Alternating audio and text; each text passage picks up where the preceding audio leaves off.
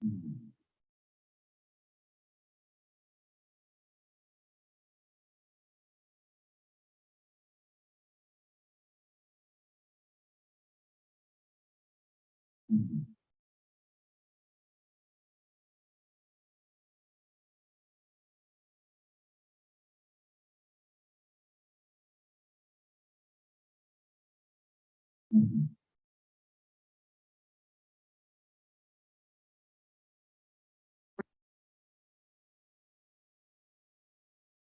right, this is the Rescue the Penguin or Linux malware and forensics talk. This is a redo of the talk from FC of October of last year. All right, this is the Rescue the Penguin or Linux malware and forensics talk. And this is a redo of the do that. So this is who am I?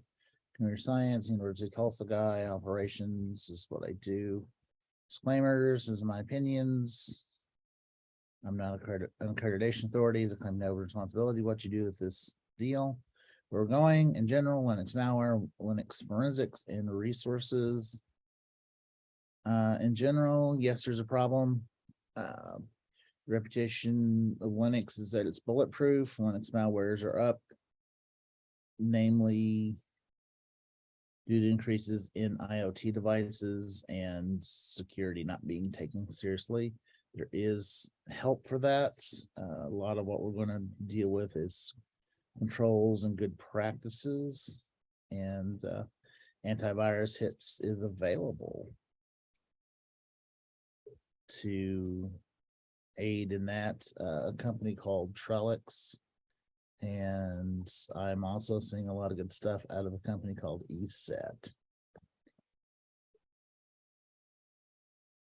All right, defending, watch out, malware vulnerability announcements. That's kind of critical that you go watch.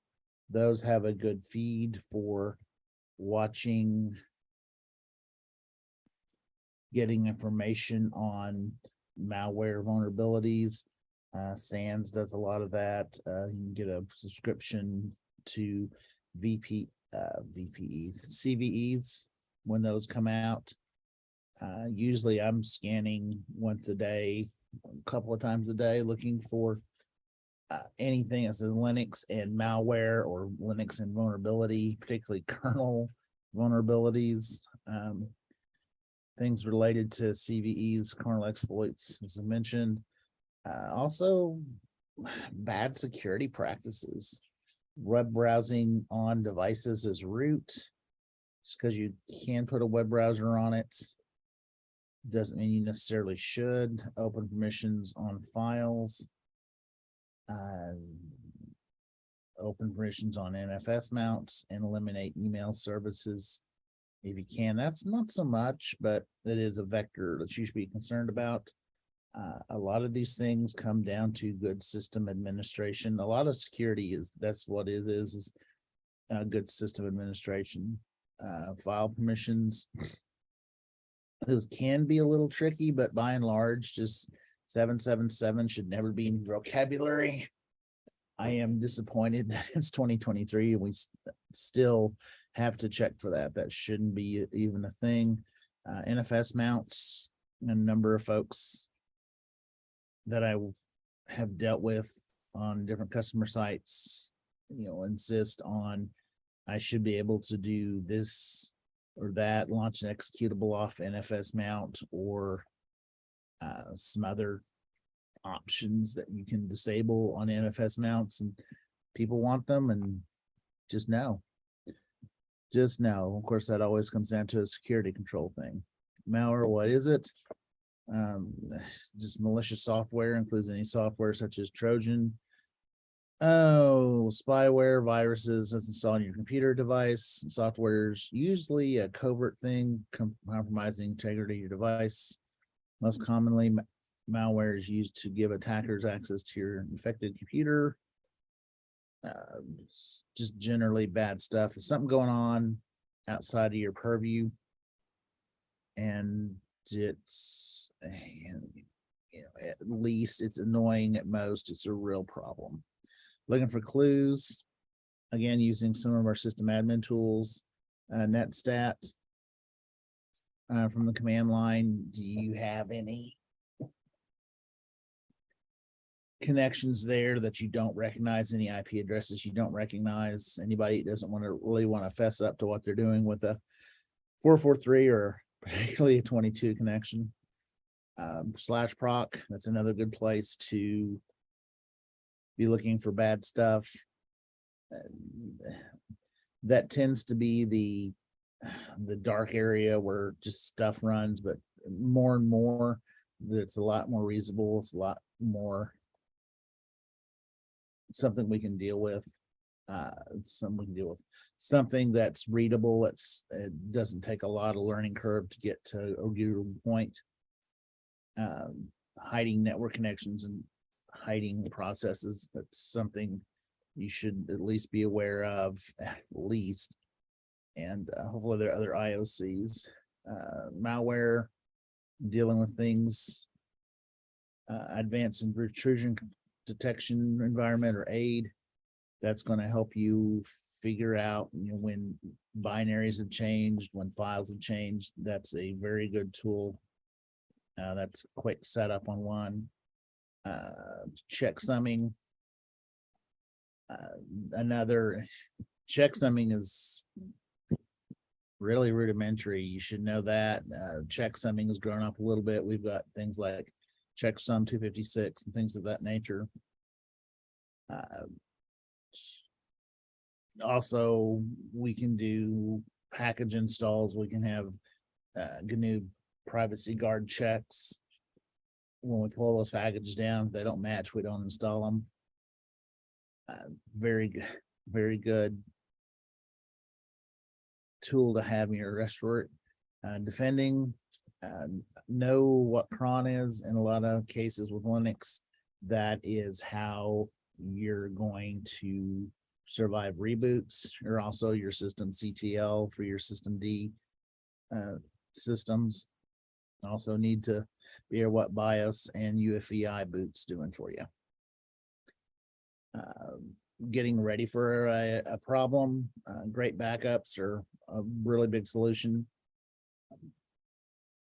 Some lines of work, you should spend as much on your backups that you do your primary systems. If you care about what's out there, especially you're running databases, and this is mission critical stuff. If you're taking a lot of money to do things, you need to have great backup solutions. Document your changes, configuration management. There's a reason we cover that a lot in SANS. Get your log files off the box. Don't know what to tell you on that one. There's a couple of ways. Amanda doing, there's other tools that will pull your log files off the box, and that's a lot of post recovery, but it's also you can start to see trends in the log files. That's a good thing. Make sure this is part of your DR plan and practice your DR plan, not just in the spring. Yeah, once I started really looking at DR plans, the spring was pretty well run for me. Toolkits, we'll go into these a little bit more. Sleuthkit, this is an open source for projects like Autopsy and Sleuthkit. Tools, updates, and case histories are something that you really want to consider. And case histories, case studies is what's something you want to look at. Thing that always scares me a lot is somebody's doing the exact same thing that I'm doing right now and they got busted. And then you want to look at histories on what happened to different folks. Got different memory extractors, Lime. This is a small scale tool, loads kernel drivers, download and compile. Though it can be, you can use external, this is an LS mod thing to load modules. They've got a tool there.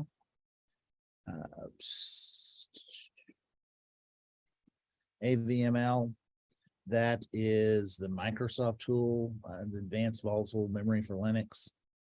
No additional drivers needed. I like this one. I like the LAN stuff, living on the LAN tools. I'm just happier with that, a lot more comfortable with that. Security Onion, this, you should go spend a bunch of times there. I don't, how many times I've been a part of conversations where Security Onion was just pretty much their infrastructure. We should probably just do a whole thing on Security Onion. Free and open platform for threat hunting and other things. They do a free thing. I think it started out a free project and then turned into something. I know the Scary Powers That Be uses as well. There's Suricata, excuse me, high performance network analysis and threat detection, and Wazoo, free open source.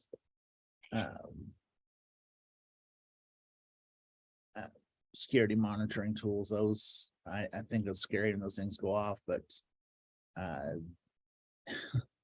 if Log4j taught us anything, is have your stuff ready to go so that when you get a notification of something on the 23rd of December or the 30th of December or 2 days before your birthday, you're able to deal with things like this. A lot of it's in preparation. Kali Linux, external to I'm a big fan of having stuff that's external. Once your box has been popped, you're kind of wary of using that box ever again. Autopsy, Nmap, and Wireshark. What's really going on? Is it still going on? Of that nature. Resources, computer forensics, Linux for just different needs. This forensics book I think is a great resource. I still walk around wearing it today. If you're a system admin, that's something you want to consider doing. Have on, they always tell you work for the job that you want to have, dress for the job that you want to have. To me, it's I want to be doing additional things in my future. So I always keep in mind what's the best system admin stuff to be doing for